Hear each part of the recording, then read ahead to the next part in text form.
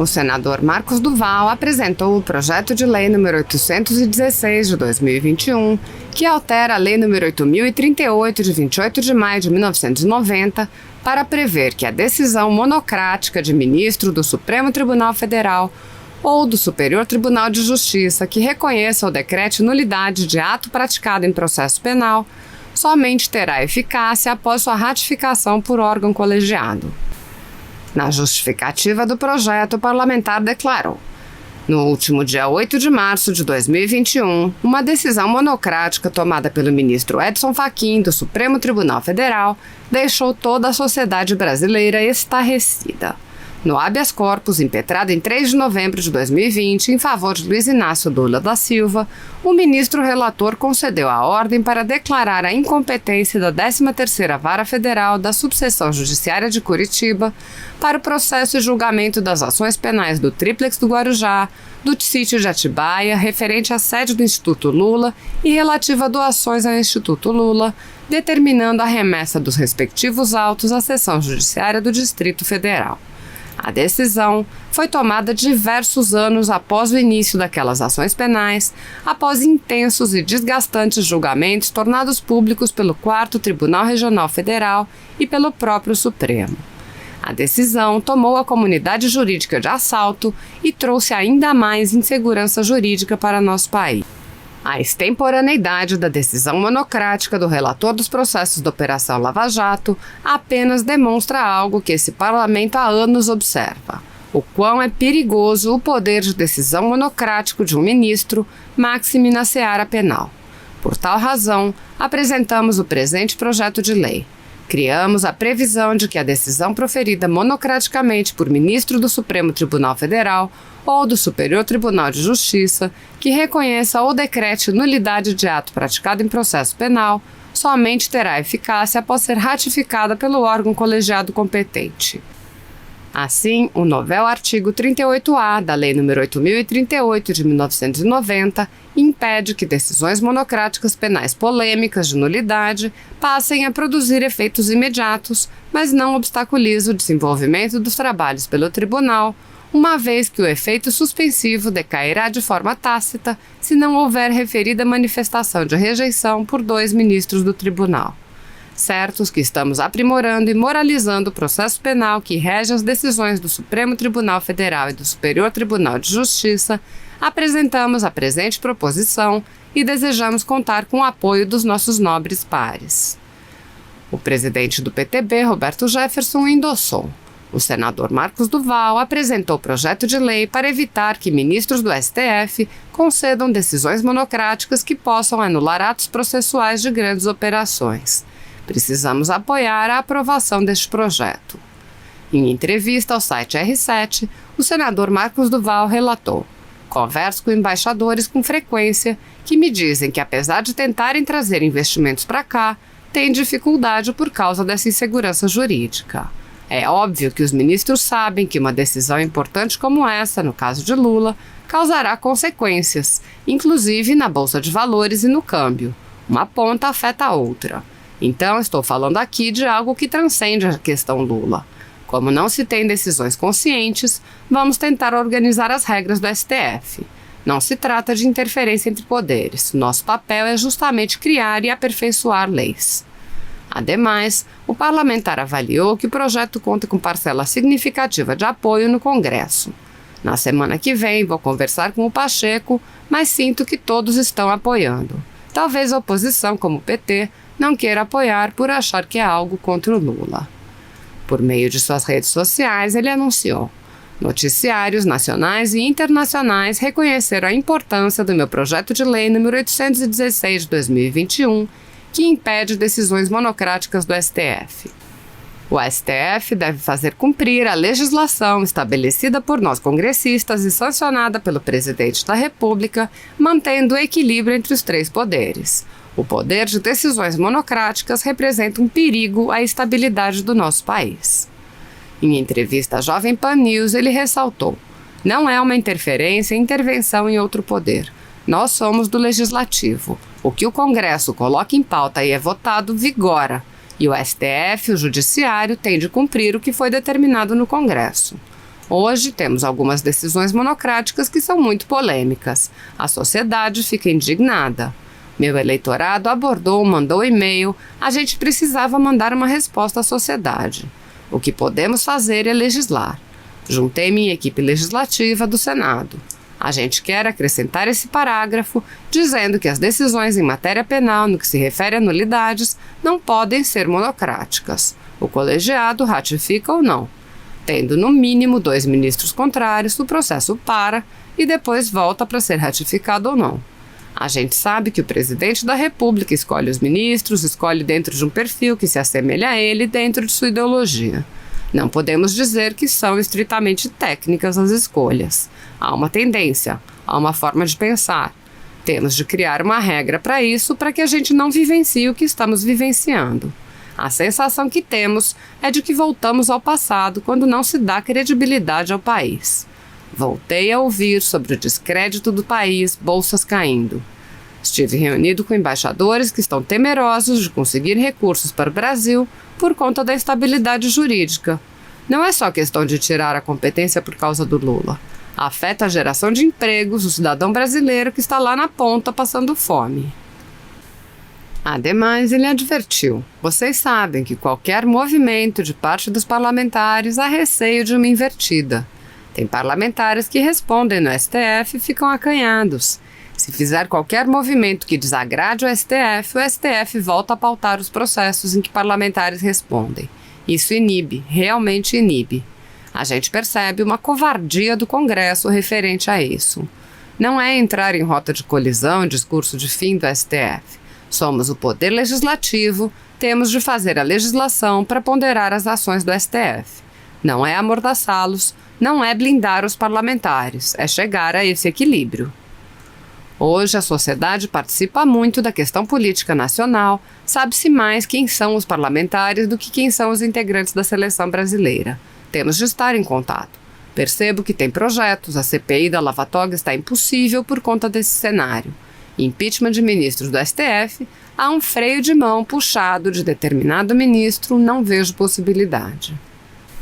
Em entrevista ao programa Os Pingos nos Is, o parlamentar relatou: o principal motivo de haver resistência é o foro privilegiado. Minha pouca experiência como político no Brasil já deixou claro. A questão do foro privilegiado, quando o parlamentar entra no mandato, sendo ele criminoso ou não, corrupto ou não, ele acaba indo para o STF e fica refém. Ele fica receoso de fazer qualquer movimento contra o STF, intercedendo, legislando, mudando regras para que não sofra retaliação. Podem dar velocidade, decidir desfavoravelmente e prejudicar seu mandato.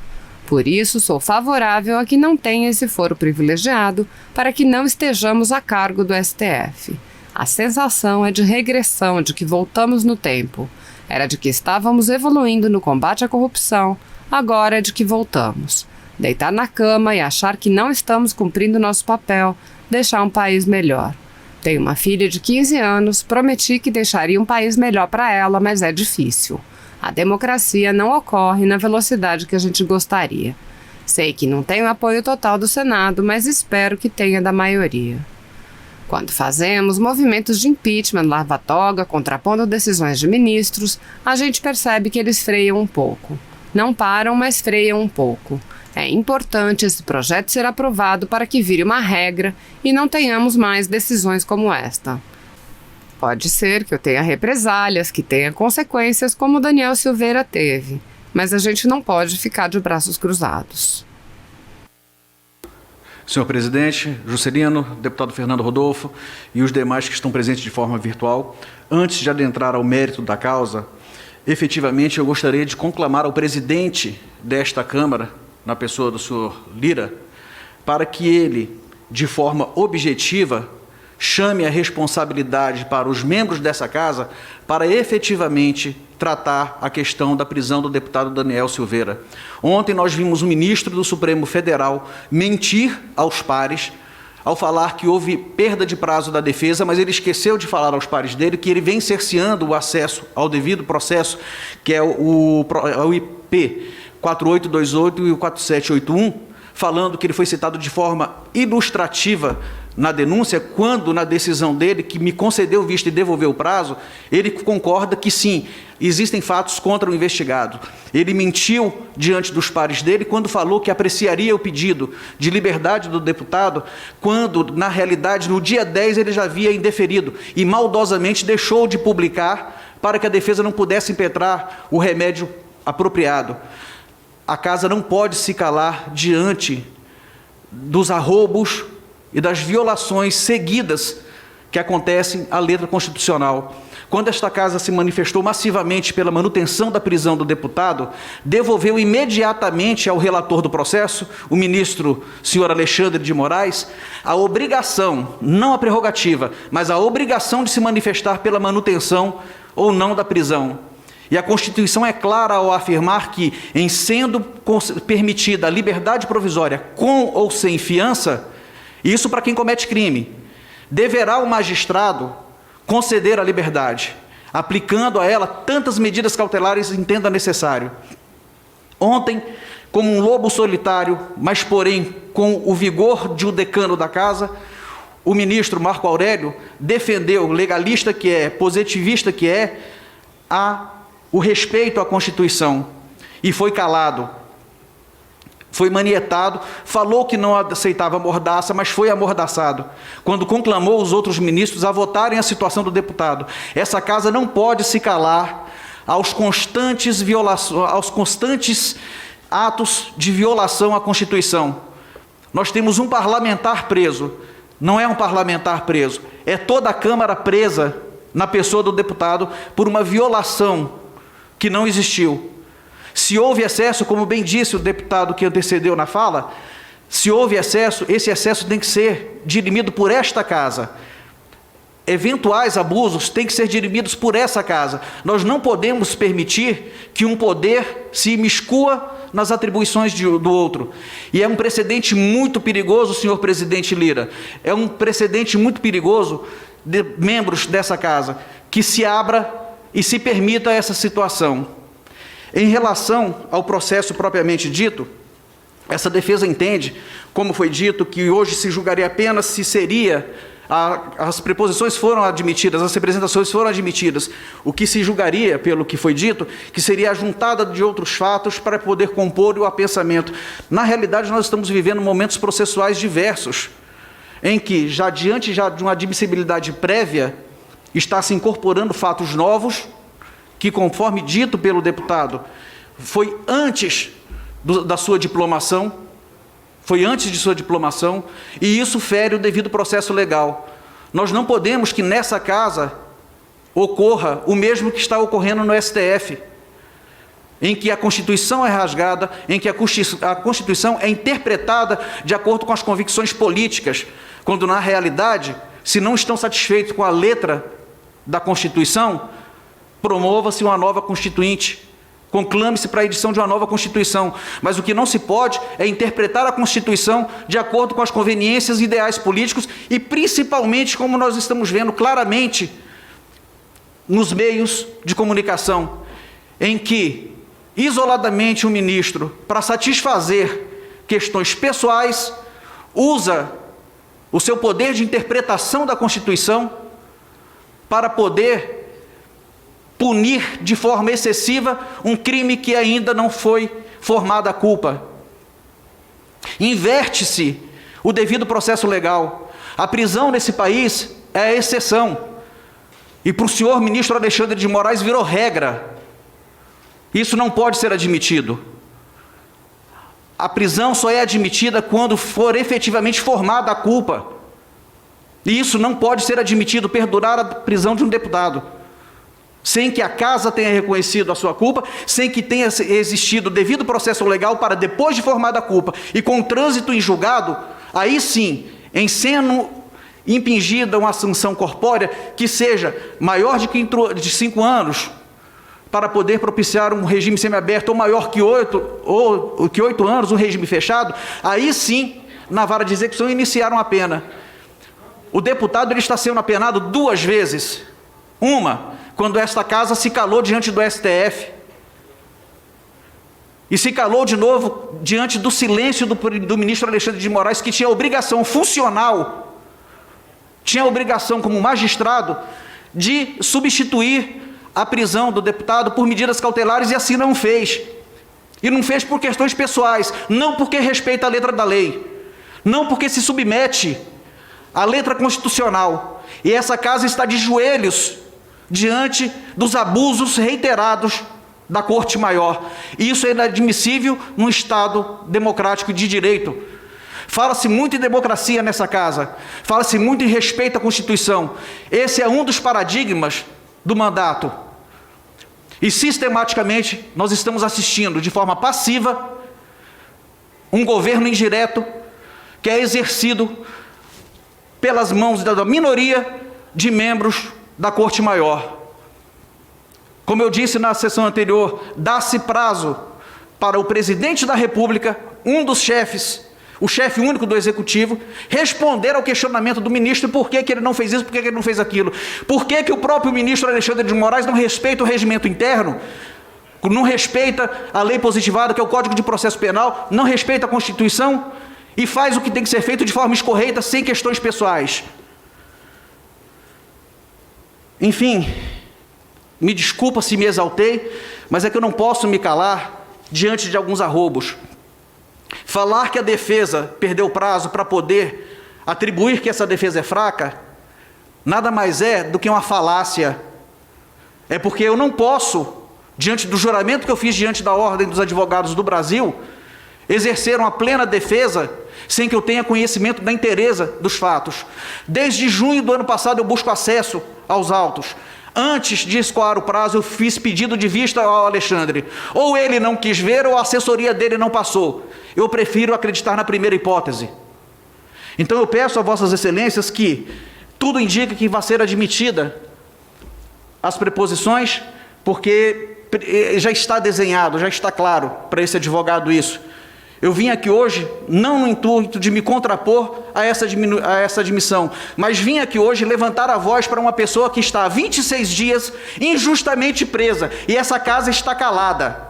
Essa casa não tem feito nada para defender, não o membro do parlamento, mas não tem feito nada para que se defenda a Constituição, para que se defenda o direito posto. Isso causa indignação à defesa, e isso causa indignação a todos os operadores do direito. Isso tem que cessar. Os acusados em geral têm que ser do direito da ampla defesa. E o deputado só pode exercer a sua efetiva defesa estando na rua, podendo buscar os meios de provas a ele inerente. Ele não cometeu o crime hediondo. Ele não matou, ele não fez tráfico, não cometeu atos de terrorismo, não cometeu tortura. E outra coisa é ameaçar alguém pela conduta típica, pelo pouco que eu entendo, é promessa de mal injusto. Se você não fizer isso, vou lhe fazer aquilo. Isso é o que está positivado na lei. Isso é o que determina a lei. Falar que o deputado ameaçou algum membro da Corte Maior é falácia, é mentira, é sensacionalismo, é trazer, é desafiar o entendimento cogente dos membros dessa casa. Não vou me delongar, peço desculpas se fugir ao tom que tenho mantido anteriormente, de ser ameno das minhas falas, mas hoje se faz necessário, porque ontem ouvi um ministro do Supremo Tribunal Federal mentir aos seus pares.